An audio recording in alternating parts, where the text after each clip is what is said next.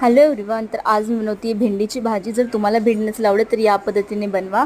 आता मी एका साईडला कांदा फ्राय करायला घेतला आहे आणि थोडा आपला कांदा फ्राय झाल्यानंतर आपण यात टाकणार आहोत टोमॅटो आणि यांना चांगल्या प्रकारे मिक्स करून घेणार आहोत. आणि मी थोडंसं यामध्ये मीठ टाकते आणि त्याचबरोबर मी एका साईडला मिरची लसूण कुटून घेतलं होतं, तर मी तेही आता याच्यामध्ये टाकते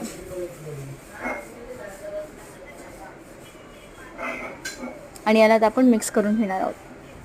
भेंडीनुसार मी आपली मिरची वगैरे घेतलेली आहे आणि याला व्यवस्थितरित्या मिक्स करून घेणार आहोत. आणि आता आपली भेंडी आपण यामध्ये टाकूयात.